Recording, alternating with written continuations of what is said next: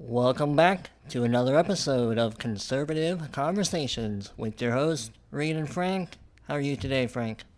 Doing pretty well. How about yourself? I'm doing great.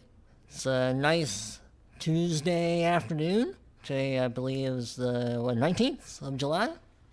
Sounds right to me. Yep. And we are ready to jump right into some news. First, we're going to go with something that's a little off topic that I kind of want to get Frank's opinion on. He's recently a new car owner, and this topic has to do with cars. Recently, BMW has been catching some heat because they're going to start charging a subscription fee for some of the features in their car, most notably the heated seats. So when you buy your BMW, you can pay $18 a month to get access to the heated seats in your car, or you can pay for a yearly, 3-year, or an unlimited subscription if you want to. And there are other features such as like adaptive cruise control. What's the other one here?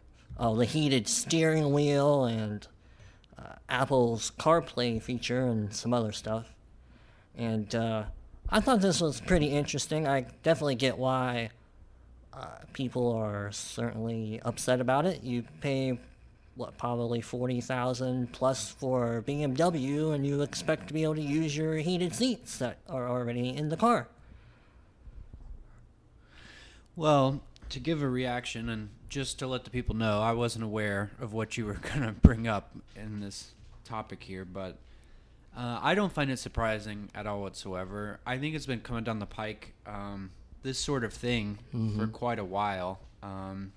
They ruled a few years back, I don't know the particular case, but they allowed car makers to start patenting some of, what they call proprietary stuff. Like their engine. That would make sense. Honda owns Honda engines and etc. Right. But they've taken it really far. Now they patent everything. The mirrors, they patent the rear view mirror, the side view mirrors, the backup camera, pretty much every little feature on the car. They have an individual patent for now. And it's really interesting you would bring this up. I didn't know that you were going to, but there's been a push for repair it yourself. There's been a lot of laws, a lot of legal cases. Right to repair. Right to repair, that's right. And it's in that mode that they have pushed this envelope so far because they don't want people to be able to repair their own cars. Right. And, now personally, I think this is going to turn around and bite them in the butt because it's just like you said. If you buy a $40,000 car and one of the features is heated seats, you expect to be able to push a button and use your heated seats. You shouldn't expect to have to pay $19.99 a month, indefinitely. Right. To avail yourself of the heated seats that come as part of the package of the car. Right. So it's interesting, and we've also seen it with a lot of other products. Like Canon printers, you can only use the Canon brand ink cartridges, and there are certain razors out there where if you pay the $29.99 for the razor, you only can use the cartridges that fit the razor to shave yourself with. Right. The list goes on, but I think when you play with fire, you're going to get burned, and these are some very hot cars. BMWs and some of these other cars, they're very pricey. Right. So I think they're going to get burned. Right. The only way I think this can make sense as a business model is if, say, BMW is going to come out with a new model, the Z22, whatever, and they're only making maybe 3 different versions, and all of the versions come standard with all the features it's going to get. It has all the heated seats and the heated steering wheels and all that, instead of, say, a lower tier model, no heated seats. Then a next tier up, you have heated steering wheel, and then the third tier, you get heated steering wheel and the seats. They just make one, type of model, and then if you want to access your heated seats, you could pay your $400 whatever dollars a month to access them unlimited. But you would hope or expect that, it's going to be a reasonable price to start with, and then you can add on as you go later, something like that. But if they're going to have, models that don't have heated that don't have heated seats, and then do have heated seats, and somebody picks the one with the heated seats because they want them, and then you still got to pay, that is a bit crazy. But like I said, if it's just like one standard model, but then you pay to access your additional premium features, that makes more sense. I still don't think it's that good of an idea. I think it's a terrible idea. And Right. I totally understand what you're saying, about some of these elective features, let's say, because Right. you mentioned right at the top that I have a new car, and there are some elective features in my car that I don't pay for. Like, I could, through my app, I could pay, I think it's something to the tune of $75 a month, and I could unlock and lock my car through the app. I could start my car through the app. I could set my air conditioning or my heat through the app so that the car was nice and warm or nice and cool by the time I got to it. And I've never seen I've never seen any value to that. I don't Right. pay the $75 a month to do Right. that. But I think one of the things where you really hit the nail on the head is, let's say that they did have 3 class models or whatever, and you choose the highest model, Right. the most expensive one that they offered that year. Well, you would expect that if it says on the sticker heated seats, that you would get your heated seats. Yeah. It should be built into the extra cost. Right. You didn't take the base model, you didn't take Exactly. the mid model, you took the high end Right. model. And then to pay another $75 a month just to be able to turn your heated seats on Right. is sort of preposterous. Yeah. Yes, it's quite interesting. It'll come down to capitalism. Basically, people are gonna put their money where they think it's treated best. So, Yeah, but that's assuming we continue to have free markets, and I Well, don't true. know. I don't know. Because you say capitalism, but there's different types of capitalism. Right. You're talking about free market, the free market sense of capitalism. And yeah, it would fall on its face, but we live in an era where, everything has to be approved by the government anymore. And one of the interesting things I wanted to just fit in here is I think that this model comes directly from that globalist mindset of, you'll own nothing Right, the and be permanent happy renter. about it. Right. Yeah, permanent rent will always be rent. You'll never own your car anyway. Right. So, Yeah. You've always got to be making those monthly payments to somebody. So, Yep. They don't want you to. it's interesting, but I think even that the globalist utopia concept is going to fall on its face, and whether we have free markets or not, I think that one may take a little bit of force in the end. We'll see, but the globalists will fail, and so will this idea. Right. I promise. Right. Yeah, I think so too. I just thought it was a pretty interesting topic. Well, it is. It ties into a lot of things that we've covered before on Sure. this channel, and a lot of things we find interesting. So, Right. Yep. And I thought it'd be neat to do a little something different. And then with that, I'll go right into my next topic here. It's actually more news related. And it's dealing with the recent report. I believe it came out a couple days ago as we are recording. That there were around or maybe even over 400 different law enforcement officers who responded to the Uvalde shooting at the school, and yet it took over 70 minutes for the shooter to be stopped. And there were departments all the way from local level to federal level who were present on scene, and somebody dropped the ball. There's been a lot of calls for, I believe it was the police chief or director, whoever was in charge at the time, to be fired. He has recently been suspended, which I don't think that's good enough. In my opinion, the person who was in charge calling the shots and making the orders and demands should be criminally liable, and then all the other officers who chose to do nothing, they should be fired. But that's just my opinion. And then even more recently, contrasting the police response to that shooting with an individual, a young man, I believe he's only in his early 20s, his response to a shooting that took place in a mall in Indiana recently. This gentleman had no police training or military background. The only thing he had was the firearm on his hip and the courage to go do something. And he stopped the shooter within a matter of minutes. Still, unfortunately, the shooter was able to kill 3 people, but it could have been worse had this gentleman not been there. And the report that I found, I believe from New York Post or the Federalist, I looked at 2 articles today.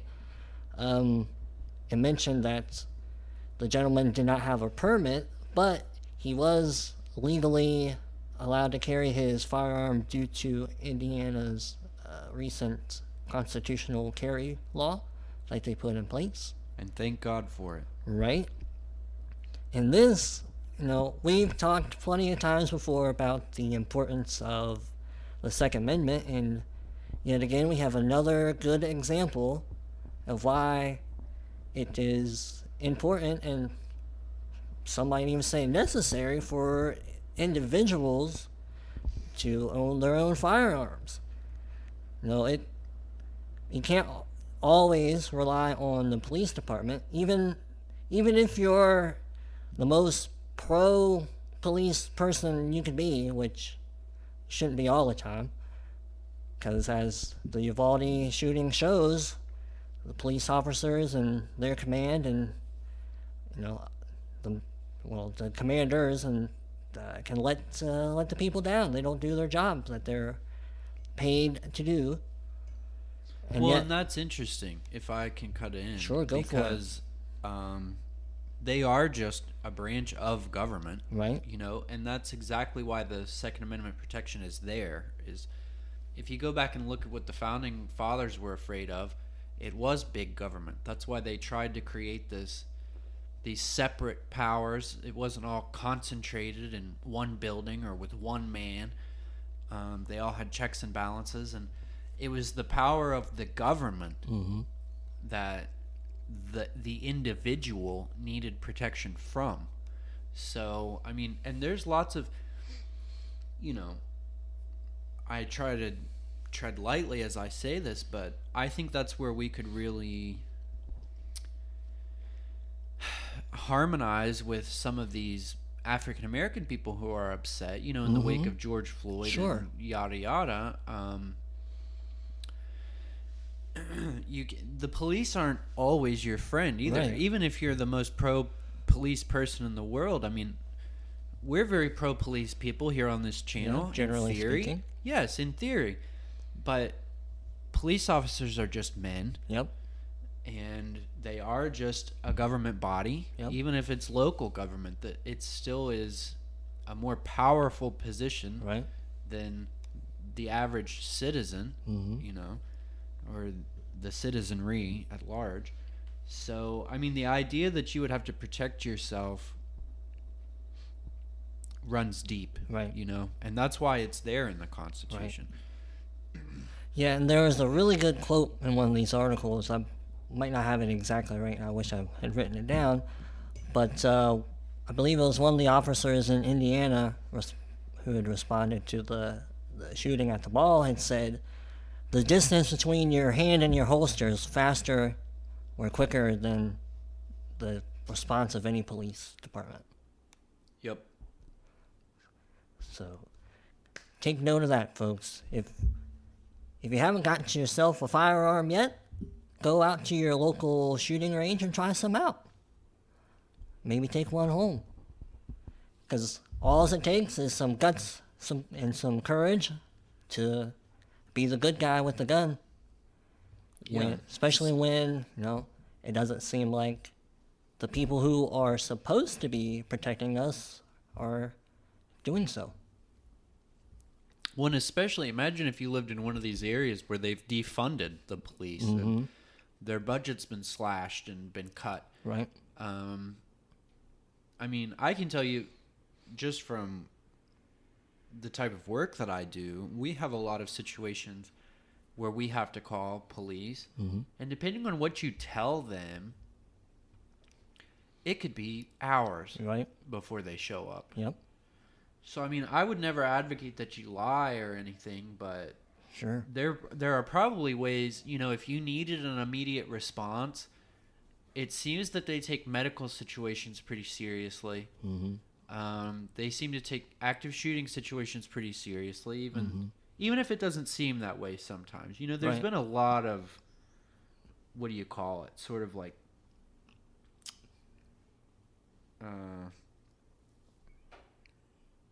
oversight, would you say? I don't know. Over this Uvalde thing where everybody's trying to get to the bottom of it. Oh, yeah, there's been plenty of, Texas state congressional hearings about it. Uh-huh.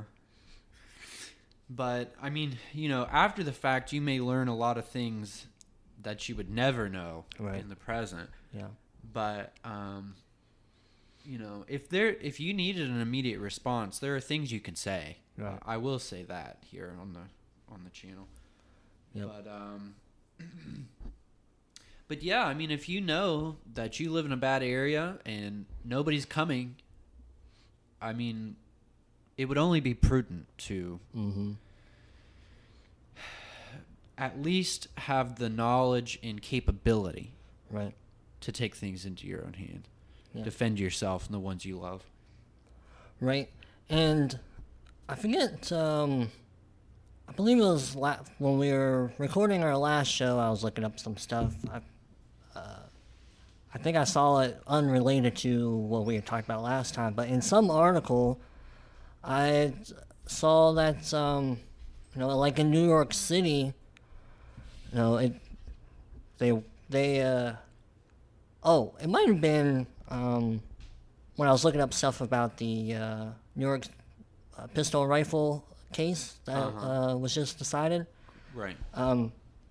But in New York City, they want the citizens to have to rely on the police officers. It's part of the ones they've defunded. Right. They think it's part of our duty to have them take care of us instead of being vigilantes. But as we said, you never know how quickly you can get help when you need it. Well, plus there's the old idiom, okay? Mm-hmm. And I love idioms. But it's better to be judged by 12 than carried by 6. Yep, that's a good one. I mean, if you've done what's right, Right. you can answer for it. Right. Well, it's just like even more recently in New York, this bodega, as Joe Biden says, this bodega owner who I believe he was being robbed. He had fought back his attacker with like a box cutter, and that gentleman died. And this man was going to be charged for murder over defending himself, but they just recently dropped the charges, I believe, or something like that. Or I don't know if he even went to trial, but they basically said they're not going to charge him anymore for it, which is the right thing. Well, it's only because it made national news. Well, yeah, no surprise, I'm sure. But it's because it's one of those George Soros bought and paid for DAs Oh, yeah. in New York. Yep. They were, and the guy was, I believe he was of Cuban descent, the Yeah. guy. And he was robbed by it was sort of an attempted robbery Right. sort of thing. I mean, the story's a little more nuanced than that, but Right. yeah, he tried to defend himself. He did defend himself, and Rightfully so.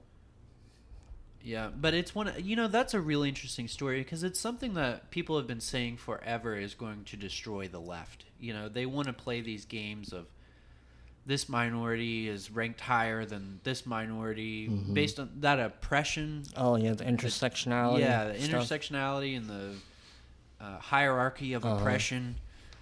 Well, here you have a Cuban guy who, for all we know, swam over on a inflatable boat from Cuba, and he's doing everything right, running a little Shop. Yeah, contributing to the economy and paying his taxes and everything. And then here comes some African American fella, probably on drugs, and wanting to rob him, beat him up.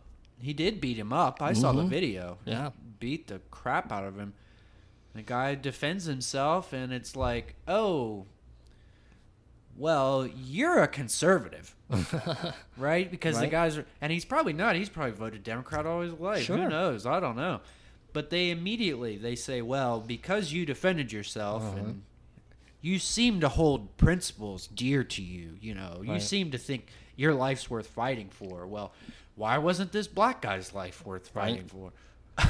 Yep.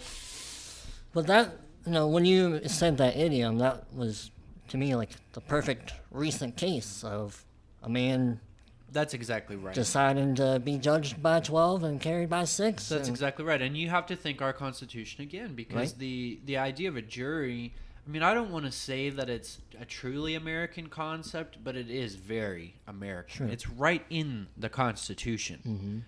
There's no other government that came before us that outlined such a principle.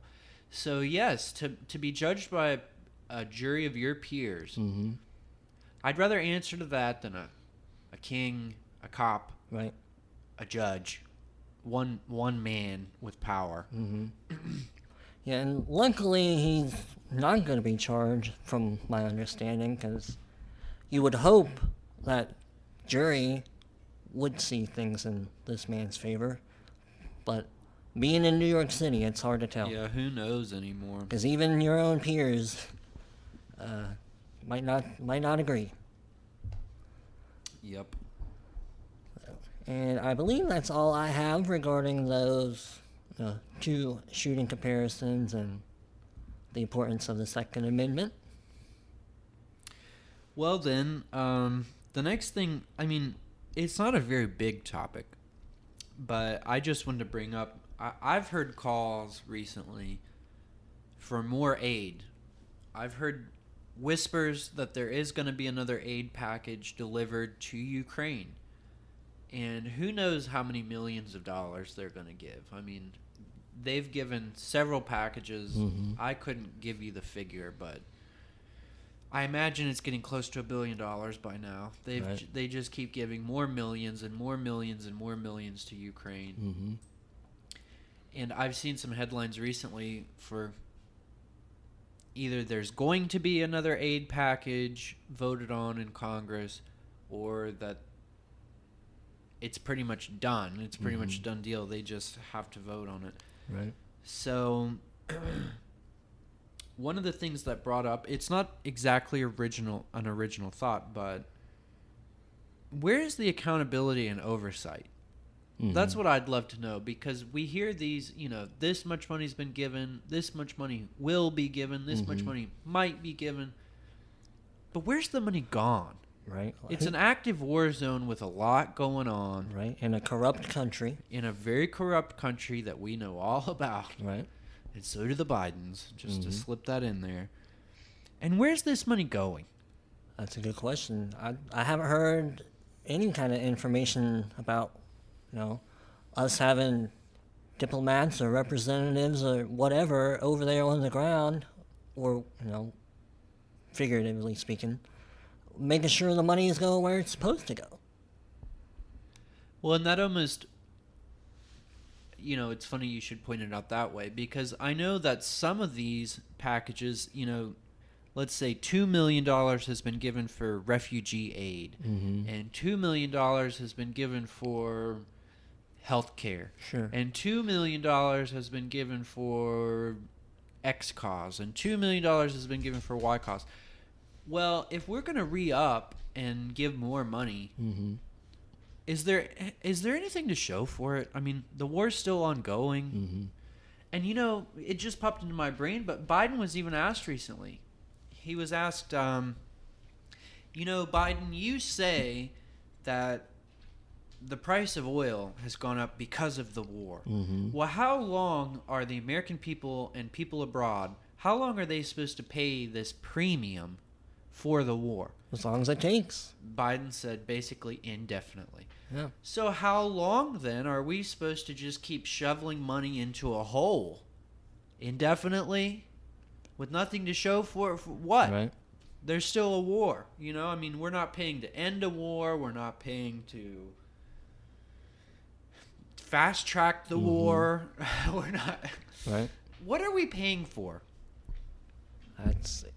That is a good question. I'm sure at least some Americans would like to know, and that's the reason why I say some, because I'm sure a lot of the common people have completely forgotten about Ukraine and don't even realize we're still sending money over there or trying to send more money over there. Well, I see enough of them with those Ukrainian bumper stickers, the Ukrainian flag on their bumper. Oh, they put that on 3 months ago and forgot it's on there. I bet they did. I bet you're right, but it just kills me. Yep. I bet the $5.99 they paid for that bumper sticker didn't go to Ukraine. Nope, probably not. Some company here in America or China, probably. So, what really kills me, we live in the sort of country with the structure that we have. Instead of taking my money, I think these people with these dumbass bumper stickers ought to be paying the money. Right. If you can pay $5.99 for a bumper sticker that I have to see every day as I drive to work, you can pay $5.99 to the Ukrainian government every month. Not me. Right. Leave me alone. I think this is all just pure corruption, all of it. Right. I don't believe in this war. I know we've talked about it before. We even had a segment with the resistance and spoke about this. But I feel that it's just a guise. To what? I don't know. Maybe fund Hunter Biden's political campaign for president? I don't know. Yeah, it is quite interesting. I would hope that somebody in our Congress is at least trying to, look into this and see what's going on. Well, I bet those who are in the know already know. It probably does boil down. I'm being a little bit callous, but Sure. we already know that Ukraine pays Hunter Biden. Burisma Right. pays Hunter Biden, so we pay them millions of dollars. They pay the Bidens millions of dollars. Yep. That's probably the whole circle right there. The rest of it's just a ruse. And a distraction from the real threat, which is China. Right. That is right. Yep. So that's all I really have, but I do wish, I don't want there to be show trials in the House, because Sure. that seems to be all that the House does. It's just Right. show trials, big waste of time. But I'd love for there to be some real accountability for, even if I'm just going to keep getting screwed and I don't have any say in the matter, at least they could just come out and say, Right. $17 million went towards this. Right. And $17 million went towards that. And, At least have the decency to be transparent about it. at least somewhat Yeah. transparent, but we just keep throwing money into a hole. I don't understand. Right. Yep, that's it's quite a waste of money, probably, really. With Well, what insight. benefit do we get from it anyway? I mean, honestly, whether Ukraine wins the war or loses the war, let's say Ukraine goes back to Russia, what does it matter? Right. And I don't mean it in like the Hillary Clinton kind of what's it matter now kind of way. Right. I just mean, honestly, what does it have to do with our lives, the cost of gas, with, with us getting up and going to work and paying our taxes and walking our dogs and stuff? Right. What does the Ukraine matter? I bet you 85 out of 100 Americans couldn't even spell Ukraine. Yeah, I doubt, particularly on a day-to-day level, that it'd have any noticeable effect if Ukraine lost, or even if they won. Well, it's sort of like you said. I mean, even if they did lose or win, it doesn't matter either way. It would just be a headline for a day, and then everybody would forget about it. Yep. It doesn't have anything to do with us. Yeah, and I think it shows in the fact that nobody's paying attention to this story. Because it doesn't affect most people, and they're more concerned about the 9.1% inflation that's eaten away any wage gains they might have seen recently in the past year, and eaten away at their savings that they might have saved up. That's more important than what's going on 10,000 miles away. Well, and it really does remind me, I mean, this is almost silly for me to bring up because I don't have a good point about it, but in the book 1984 by George Orwell, their country, whatever their country was called, I don't remember. I do have a degree in literature, but I don't care that much. But whatever their country was called, they were always at war. And there was a point where the main character is saying, did we used to be at war with these people, or are we still at war with these people? You just don't even know, because the point of the machine of the government is to always be at war. Right. So people's freedoms can be curtailed, so that sacrifices can be justified, et cetera, et cetera. They always have a reason for their goals. Yeah. So it doesn't even matter that this country didn't exist before 1960. People care enough to buy these bumper stickers and put them on their cars, and they go, oh, the poor people of Ukraine that I've never met. Right. I care so much about them, and it's just silly. It's an idea. Yeah. Doesn't matter. We could be at war with Guam, and people would say, oh, the people of Guam. They wouldn't say, don't we own that country? Right? Because people don't know anything. No, they don't. That's a pretty good point. I doubt most people would even realize we own Guam. I guarantee you most people wouldn't know. Yeah. It'd be about 10 out of every 100. Right.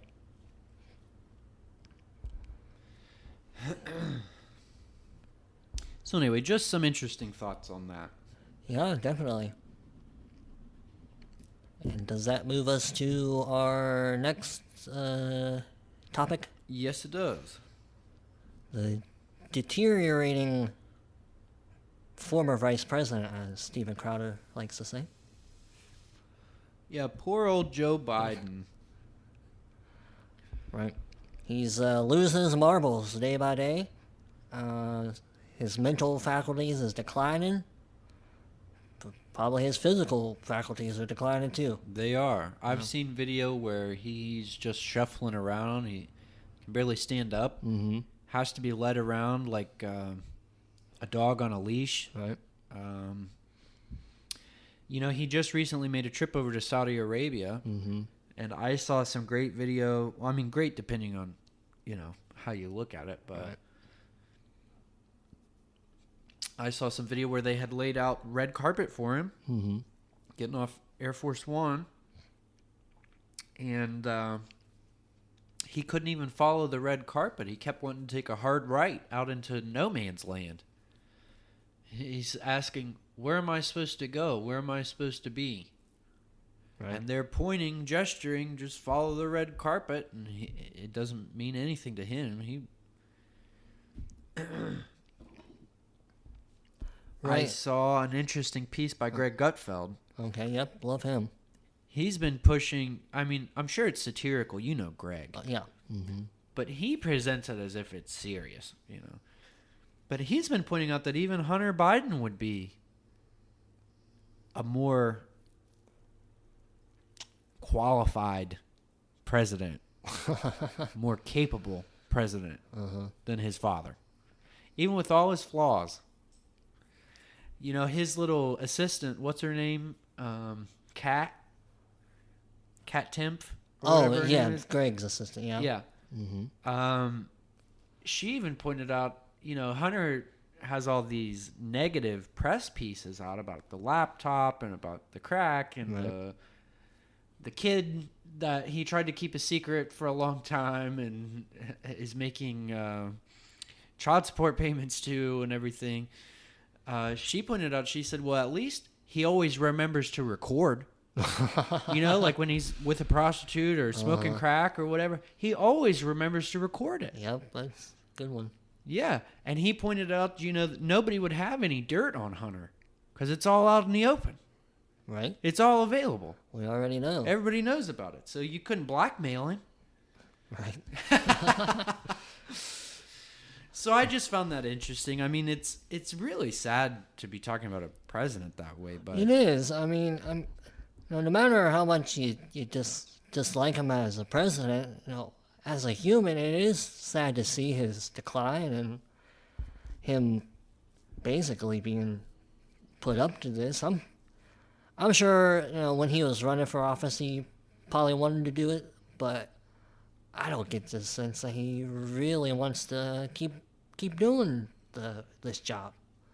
I don't know that he even wanted to do it. I mean, not to negate your point or Sure. disagree with you, Well, but that's just my opinion. I think it's just, it was the circumstances. I think he only ran because of the pandemic, because he could do it from his basement, because he could do it over, you know, what do they call Zoom. it? Zoom. Yeah. Yeah.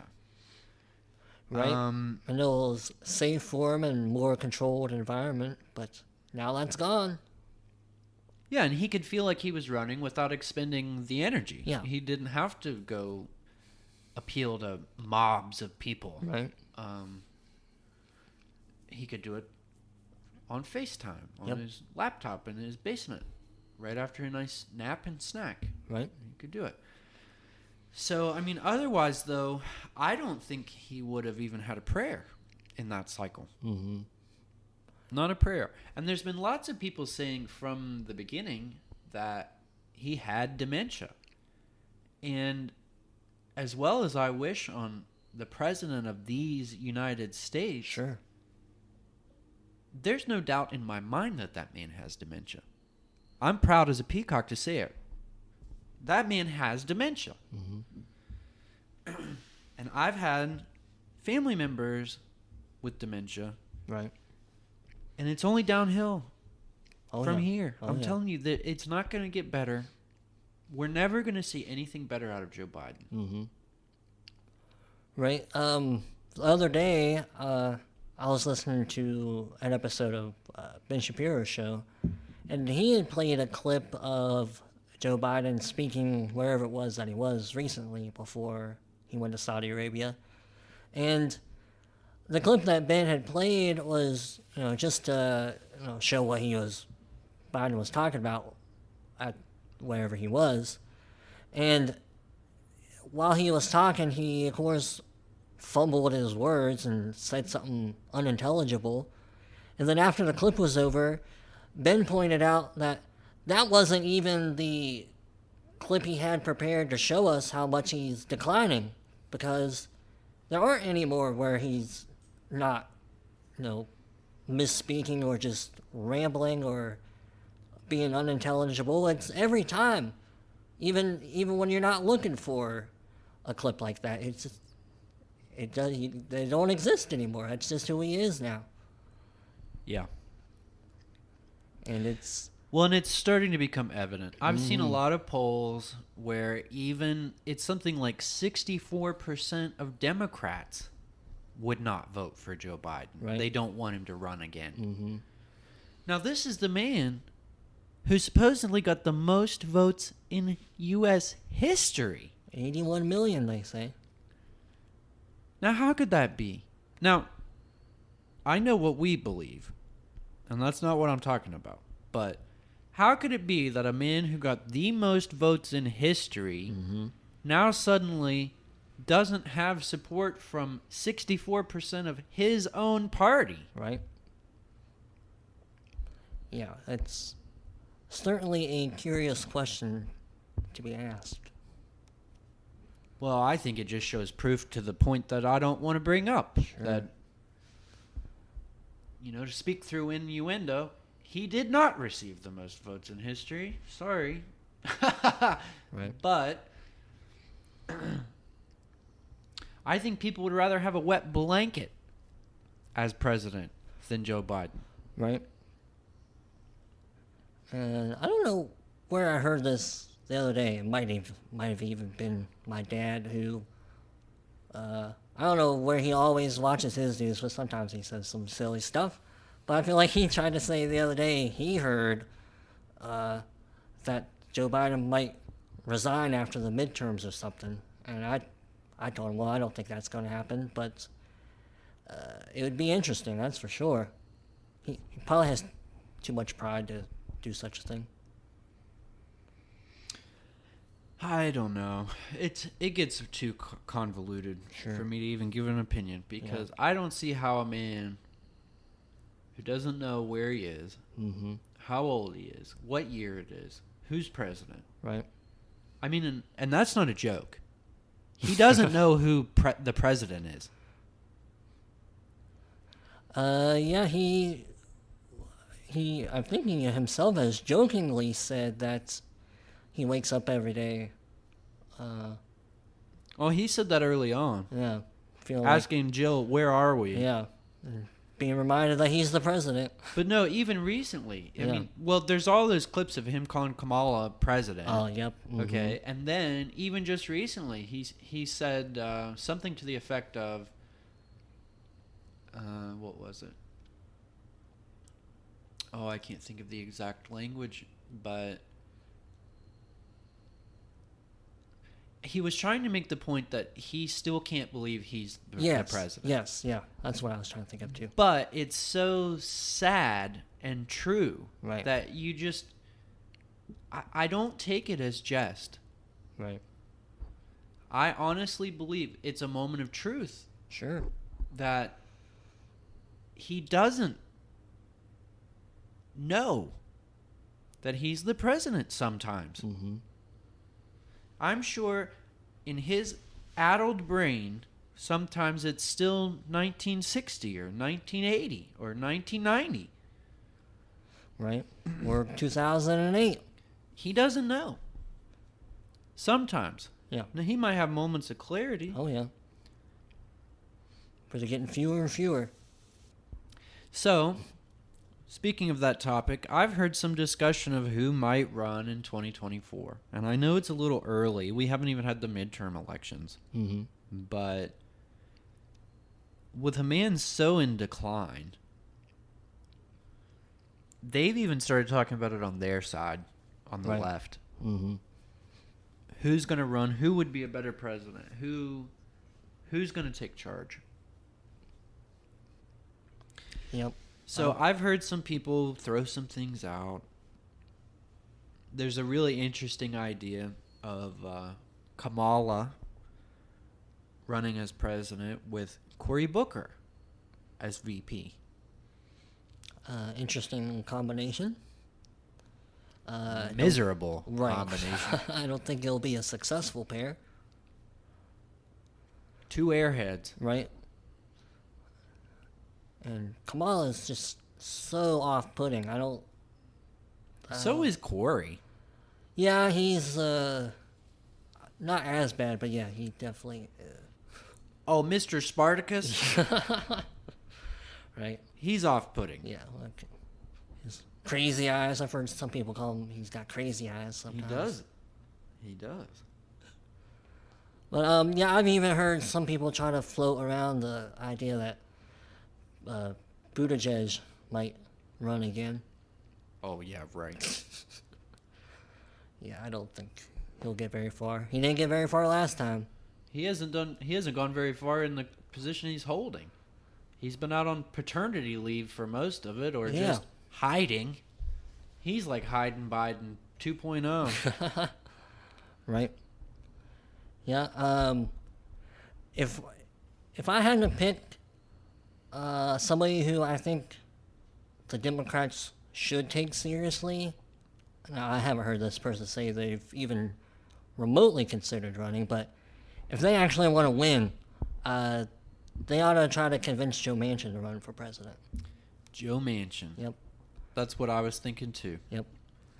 And I think a great VP would be Tulsi. Yep. That'd be quite a pair. That'd be a ticket I would vote for. Yeah. Yep. And I'm no Democrat. Right. But you'd have two people who know their citizens, know the country, Right. know the Constitution. Right. And sure, they go for that lefty liberal stuff. Yeah, sometimes. But there are some things I can go for lefty liberal stuff on. I mean, Sure. it really depends. Right. I wouldn't go for it like those two would, but there are some things where I'm a little more liberal than my grandparents would like me to be. Sure. No, and if Joe Manchin can keep his same philosophy that he has as a senator, he's fond of saying he has to be able to go back home to West Virginia and explain it to his constituents, or else he's not going to vote for something. Well, that's the truth. Right. That is the truth.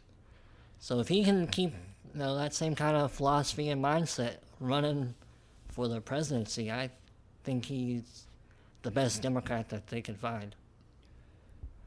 But he's not left enough for the party, so it's No, it would not never likely. happen. Yeah. It would never happen. Nope. I think that's why we're going to continue to see Republican victories, not only Right. in November, but going forward. Sure, I think so too. They've, they like to call themselves the Big Tent Party, Right. But Yep, we've seen poll after poll recently showing more like Latinos and black people are switching to the Republican Party and voting more conservatively. well, I think it's just because they've tried to open their Big Tent up so much and so ridiculously Right. that they don't have one Big Tent anymore. They've got 100 different little tents Right. all over the place. And how they thought they could ever strike an accord or a consensus Right. with that kind of an ideology is crazy. Right. I mean, it's like we said earlier, this whole hierarchy of oppression type of thing. You're just going to end up with a room full of babies all crying. It's going to be like a children's ward at the hospital, Yeah. And that's what they've done. I mean, if you ask my opinion, that is what they've done. That's what they've got on their hands. Bedlam. Oh yeah. It's either a mix of a baby's ward or a psych ward. They've just got bedlam. And there's nobody running the asylum anymore. Right. Yep, that pretty much sounds like the Democratic Party. Yep. And you got Joe Biden in the dementia unit. Giving out the orders. Supposedly. The crying babies and the psychopaths. Uh-huh. Wow. So Seems like we're doomed, but we're not. We're I not, don't. yeah. I think the opposite. I think. Oh, yeah. It's like I just said. I think we could only have true conservative victories going Right. forward because there's no other way. Out of chaos comes order. right. It has to be that way. Pressure makes diamonds. Right. And well, I mean, it's like I always say. This is how I found religion logically. I mean, chaos does not beget chaos. Mm-hmm. It could never be. Yep. So I'm hopeful it won't be long for the midterms, and I think we're going to see some pretty good gains in the House. Hopefully in the Senate. I think the Senate's a little bit more questionable, but I think the House is really, really where it's at, because that's where all the budget appropriations come from or have to be passed through. It's the closest house to the people. Well, and really, any win will be a win. Oh, yeah. Because still, I mean, even if we just hold one house, Biden's hands will be tied. Mm-hmm. He'll be a lame duck. He's already a lame duck. Yep, pretty much, yeah. Yep. And I think that's it. I'm out of notes. So am I. All right. I think it's been a pretty good conversation. I thought it went pretty nicely. And listeners, we hope you thought so too. And if you did, email us. Email addresses are in the show notes. Yes, and we'd especially love to hear your surprise pick for the Democrat in 2024. Right? Who's the underdog, in your opinion, on that side? Right. And be sure to subscribe wherever you get your podcast. You can find us on Apple Podcasts, Spotify, and most other major platforms. You can also find our episodes on YouTube. And be sure to check out our website, contemporaryconservative.net. And we hope you find folks have a great day. And as always, thanks for listening.